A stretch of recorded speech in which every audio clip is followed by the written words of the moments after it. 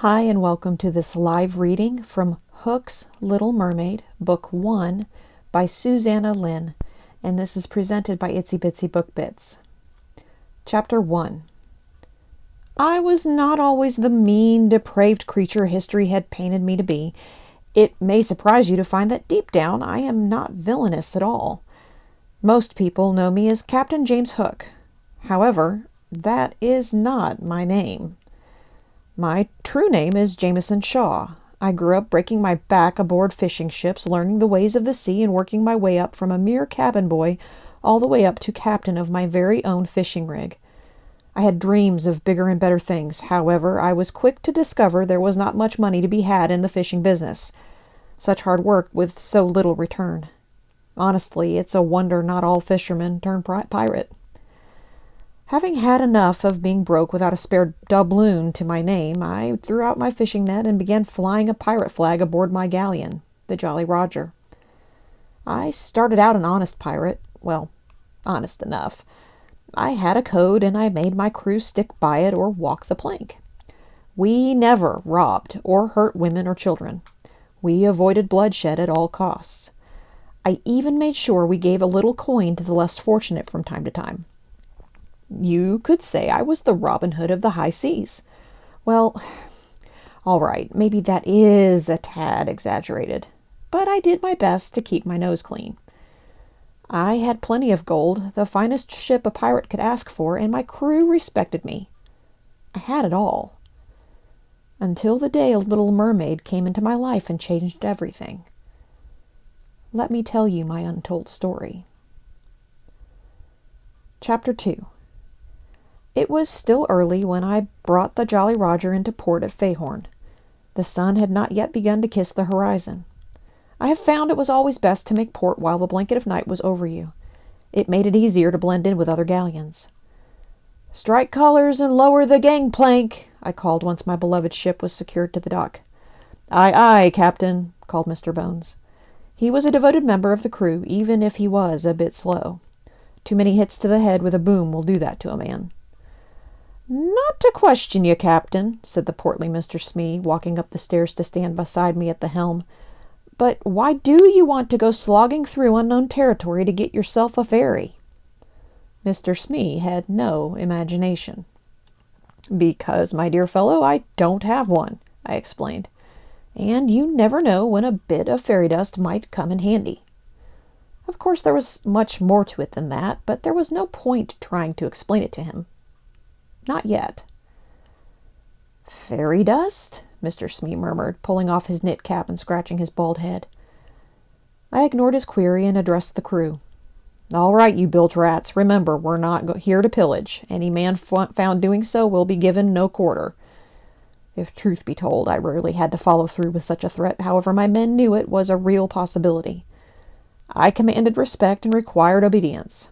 A captain had to be able to act on a threat, or he wouldn't be a captain much longer. "Aye, aye," the men called out in unison as I made my way off the galleon. "Mr. Smee, I leave you in charge to get the men in order." I walked the short distance to the pier master's humble dwelling in order to make arrangements for my docking fee. Even when we did plan on pillaging, I paid my fees, otherwise it eliminated the much-needed element of surprise. The windows were dark, but I pounded on the door and waited. Soon, the soft glow of candlelight shifted past the window as someone inside made his way to the door. The old wood creaked as a man in a long nightshirt slowly opened the door. "Yes?" he asked. "Apologies," I said with a slight tilt of my head. "I need to make arrangements for my ship at port." "You sailed in awfully early," the gray-haired man mumbled as he pulled out his brown leather logbook. "Sorry for waking you," I replied. "The wind was on our side." "What brings you to Fayhorn?" the old man asked, thumbing the book open to a page marked with a black feather. Such a usual question, but seriously so ridiculous. They used it as a way of drawing out criminals, pirates like myself. But honestly, did they think we pirates were going to say, "We're just here to rape and pillage, the usual," or anything along those lines? "Just a bit of recreation for my crew. They've been working so hard, after all," I responded. "Well, that's nice of you," the old man said, dipping a quill in a bottle of ink. "Is that your ship just down there, the way there?" He pointed. Yes, the one with the mermaid on the bow, he confirmed. Well, it's $1 a day, mister. The man waited for me to give him my name. Williams. Captain James Williams, if you please, I said, giving a nod and a smile. Pleased to make your acquaintance, Captain Williams, he said, scrawling the name into his book. Like I said, it's $1 a day. I handed him 4 shillings and a wink. Just in case we get a bit too liberal with the rum and need a few days to sleep it off. Very good, Captain Williams, the man offered, placing the coins in the leather bag. The old man quickly showed me to the door, most likely hoping to grab a few more minutes of sleep before the sun brought Fayhorn to life. I met Mr. Smee and the men outside the Scarlet Lion, the local inn located next door to the tavern. With it being so early, the tavern was nearly deserted, though several patrons lay passed out front against the gray brick walls. I could see the men eyeing the tavern in hopes of a pint. Sorry, boys, no rum today. I need your heads clear. Once our mission is done, we can celebrate with a round on me. I handed Smee a pouch of gold. For now, check in at the Scarlet Lion and get a few hours' sleep. We have a long day ahead of us. What about you, Captain? Smee asked. I'll be along in a bit, I said. I just need to stretch my legs, look around to plan better for our journey. You go on and get a few winks. Once the men retired, I made my way to Jackson Black Eyes Wither's home. He was an old scallywag, long retired from his pirating days, having made a good living traveling the high seas. Now he was the law in these parts, if you could have law in such an accursed dredge-hole as Fayhorn. I found the hovel in the center of town. Compared to the other shacks in the area, his house would qualify as refined and elegant. That wasn't saying much. At best, it was spacious, but most likely drafty. As I approached, I saw a candle flickering in the window. He was expecting me, so I pounded on the recently whitewashed door. The door swung open. "Jameson!" he shouted too loudly for my taste. "How the devil are you?" He clapped me hard on the shoulder. Come in, my boy." I walked in the musty home. The planked floor creaked like the deck of a ship. "Old Black Eyes, I see you haven't lost your taste," I said as I admired a bronzed nude mermaid statue nearly as tall as myself. "True right," the man laughed. "I still like to keep some of my plunder around. Makes this old pirate feel young." He took the stopper from a blue decanter and poured amber liquid into 2 cups. "Rum?" "Aye," I accepted, though I didn't plan on taking more than a sip. I had a weakness for the drink, and it would certainly put a delay in my plans if I drank too much. But it would be rude to outright refuse. Jackson handed me a tumbler of the spiced liquid. "So, you mean to go through with it, then?" "Why else would I have come?" I asked, picking up a chair and sitting astride it. "I'm not one for social calls." "Risky business," he said. "Fairies aren't to be trusted." "I don't need to trust them," I said, taking a swig of rum. I relished the comforting burn as the golden liquid slid down my throat. "I just need the dust. I believe any fairy would happily exchange some dust for its freedom." "Aye, you'd think," he said, tossing back his glass with a gulp. "But fairies aren't like normal folk. Plus, you will need a lot of dust if you plan on making that ship of yours flight-worthy." Flight. Not a word one would normally use in the same sentence as a ship, but that was exactly what I planned to do. I needed to make my ship fly. "Well, I will just have to find a fairy who finds me incredibly charming," I said, absent-mindedly taking another swig of rum. Jackson laughed, choking on his drink. "Aye, that you will." I set my full glass down on the nearby table. "Do you have the map?" "Aye," Jackson sighed.